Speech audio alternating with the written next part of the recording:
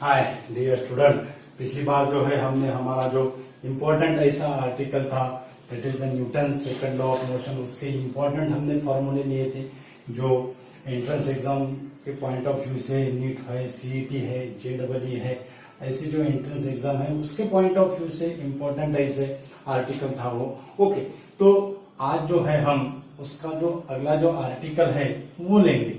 हमें पता है कि जो फोर्स के जो यूनिट होते हैं वो Newton's in SI system and CGS में डाइन होता है। ओके, लेकिन फोर्स के जो यूनिट है वो उसके और टाइप्स है, वो टाइप्स हम आज कंसिडर करने वाले हैं। उसमें प्रैक्टिकल यूनिट्स है, उसमें साइंटिफिक यूनिट्स है, वो आज हम आपको समझाने वाले हैं डियर स्टूडेंट कि प्रैक्टिकल यूनिट्स क्या होता है, साइंटिफिक यूनिट्स क्या होता है। तो वीडियो लास्ट तक देखिएगा। हेलो डियर स्टूडेंट, मेरा नाम है महेंद्र और आप देख रहे हो हमारा यूट्यूब चैनल इक्विनॉक्स फिजिक्स, जहां पे हम सिंपल ऐसे फिजिक्स की टीचिंग करते हैं, यानी आपका क्या हो, सेटिस्फैक्शन हो। ओके, तो हमारा जो आर्टिकल है वो है टाइप्स ऑफ यूनिट्स, वो तो हमें पता है, लेकिन जो यूनिट्स यूज किए जाते हैं उसको हम एब्सोल्यूट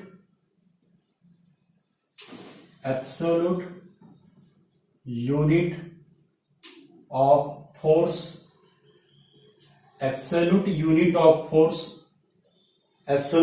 ऑफ फोर्स, इसे साइंटिफिक यूनिट ऑफ फोर्स कहा जाता है। और सेकंड जो है वो है gravitational unit of force, gravitational unit of force. अब absolute unit of force, system of unit तो वही है, एसआई सिस्टम, सीजीएस सिस्टम और ब्रिटिश सिस्टम भी यूज किए जाते हैं जिसमें force it is measured in pound.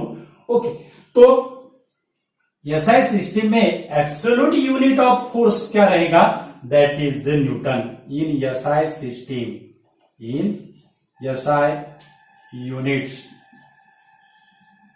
the unit of force is Newton. In SI unit, the unit of force is Newton. Okay, अब ये जो न्यूटन है यानी 1 न्यूटन यानी कितना फोर्स होगा, ये जो फॉर्मूला है हमारा, ये जो फॉर्मूला है that is F equal to m into ये, F equal to m into ये। अब इसको अगर हमें 1 न्यूटन अगर करना है तो मास हमें 1 किलोग्राम लेना पड़ेगा, उसके बाद एक्सेलरेशन जो है वो लेना पड़ेगा 1 मीटर पर second square. 1 kilogram into 1 metre पर सेकंड स्क्वायर। ओके, अब इसकी 1 न्यूटन की डेफिनेशन क्या होगी, it is nothing but the force acting on a body, force acting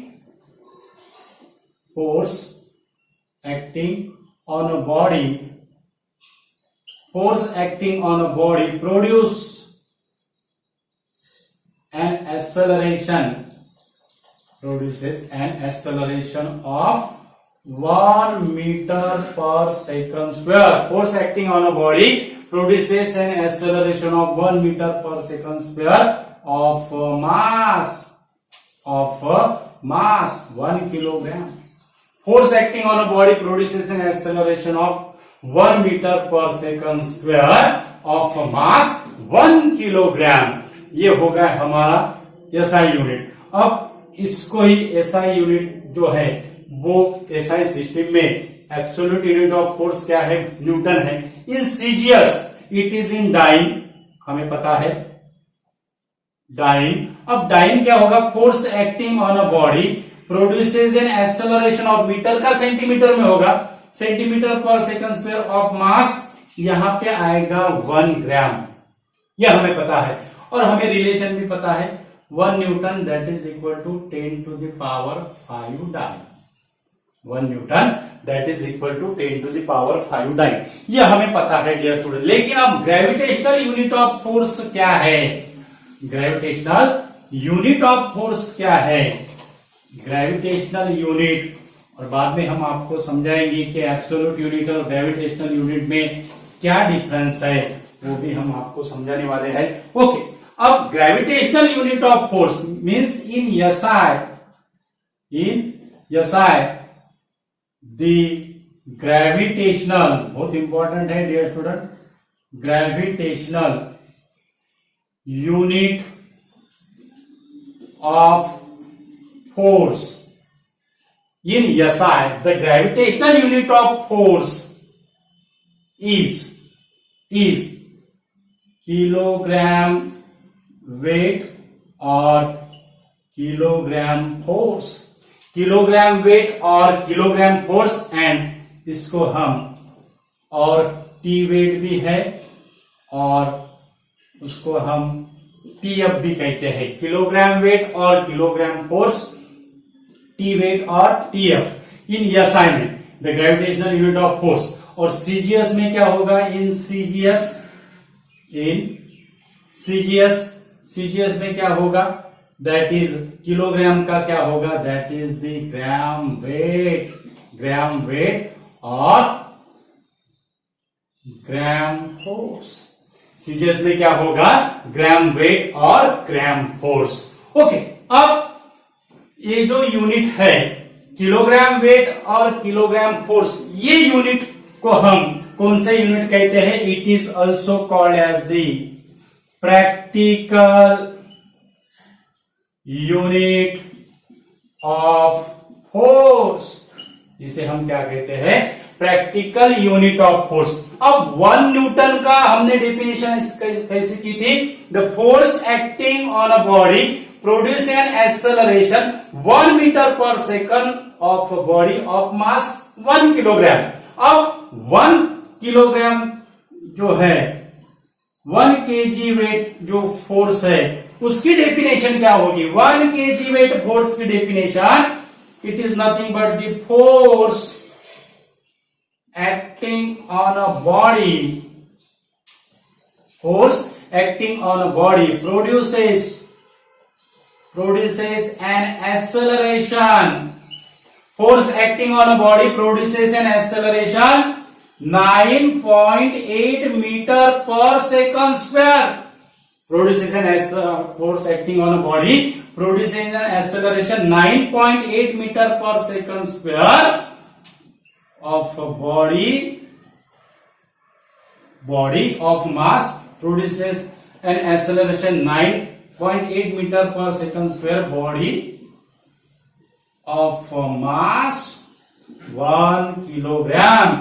ऐसा जो फोर्स है जो कितना एक्सेलरेशन प्रोड्यूस करता है, 9.8 मीटर पर second square, this is related to acceleration due to gravity of the earth, means this kilogram weight is related to acceleration due to gravity, means this kilogram weight is depends upon the acceleration due to gravity, this kilogram weight is depends upon the acceleration due to gravity, means this kilogram weight means the gravitational unit of force is g times greater than the absolute unit of force.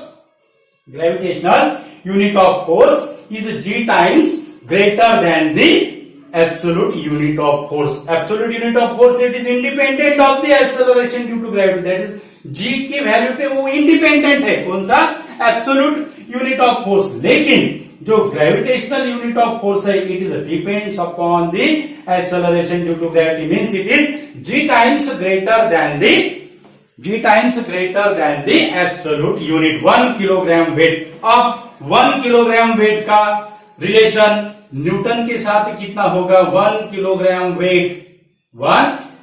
Wait.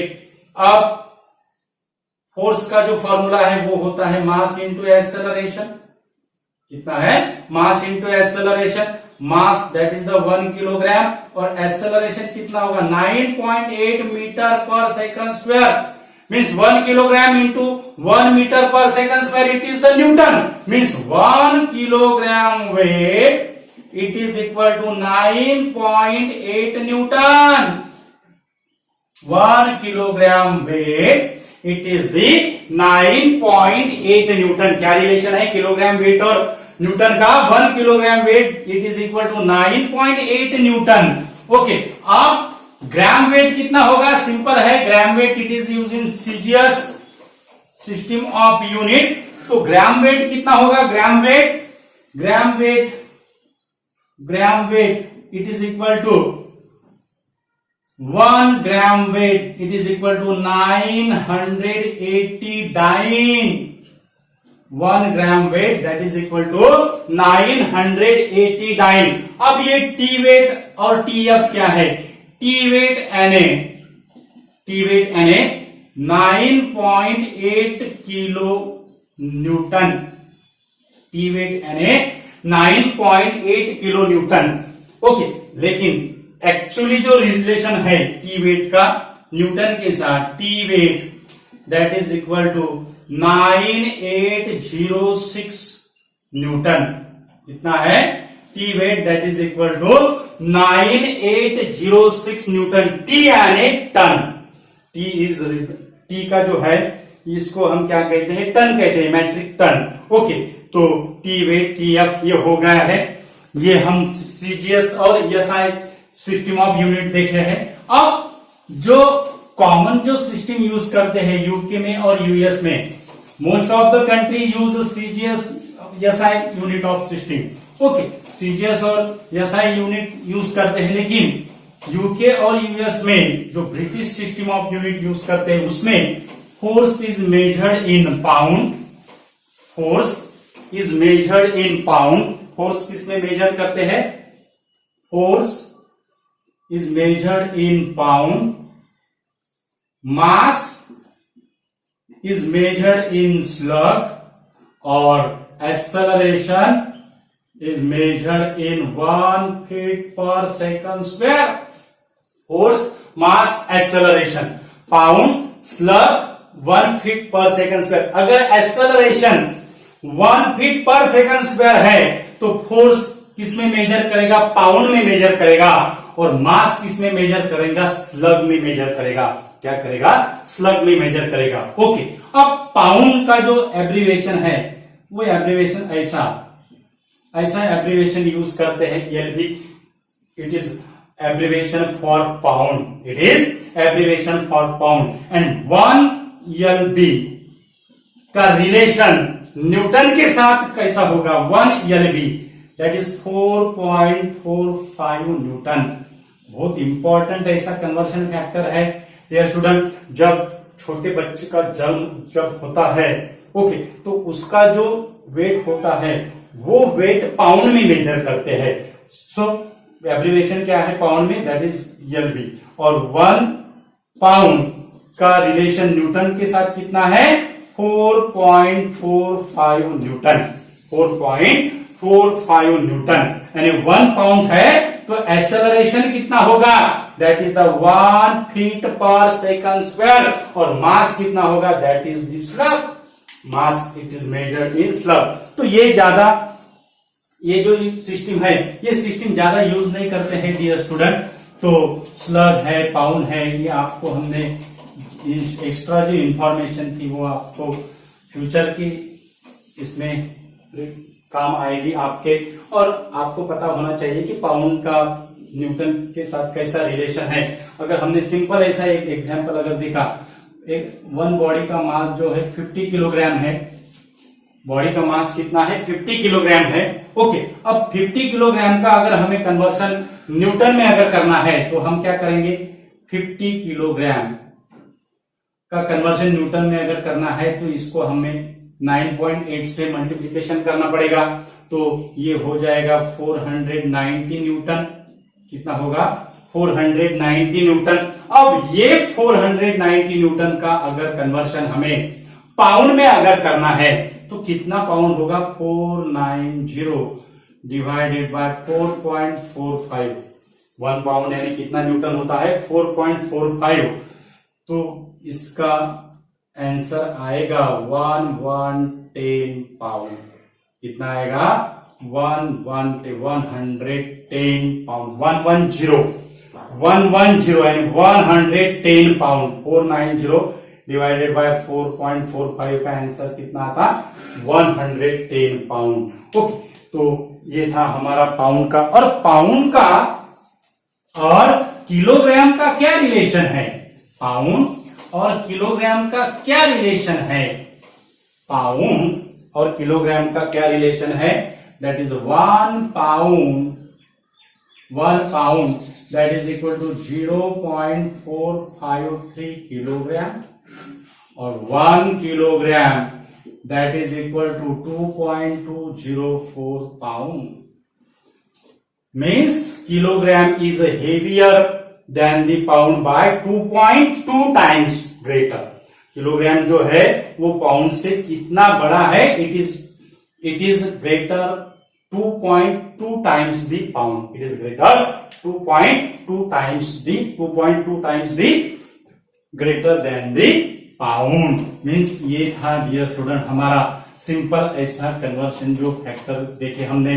उसके बाद absolute unit of force क्या है, gravitational unit of force क्या है। Absolute unit of force को हम scientific unit कहते हैं। क्या कहते हैं? Scientific unit of force. तो इंपॉर्टेंट ऐसा चैप्टर था dear student. Kilogram weight, gram weight क्या है, चैप्टर नहीं आर्टिकल है डियर स्टूडेंट। बहुत इंपॉर्टेंट ऐसा वीडियो है, तो वीडियो ज्यादा से ज्यादा स्टूडेंट को शेयर कीजिए। और ये जो सभी जो एंट्रेंस एग्जाम है, नीट है, सीईटी है, जेईई है, उसके लिए इंपॉर्टेंट ऐसे हम जो है लॉज ऑफ मोशन चैप्टर जो शुरू किया है, उसमें सभी एंट्रेंस एग्जाम के लिए उस पे क्वेश्चन आते हैं। तो सभी एंट्रेंस एग्जाम के पॉइंट ऑफ व्यू से वो इंपॉर्टेंट ऐसा चैप्टर है। तो पूरा वीडियो ध्यान से देखिएगा और वीडियो ज्यादा से ज्यादा शेयर कीजिएगा। नए अगर यूजर है अगर चैनल पे, तो हमारा चैनल सब्सक्राइब कीजिएगा। ऐसे आपको informatics, conceptual, theoretical based, numerical basis जो है वीडियो आपको यहाँ पे जरूर मिलेगी डियर स्टूडेंट। तो हमारा चैनल याद से सब्सक्राइब कीजिएगा। Thank you so much once again.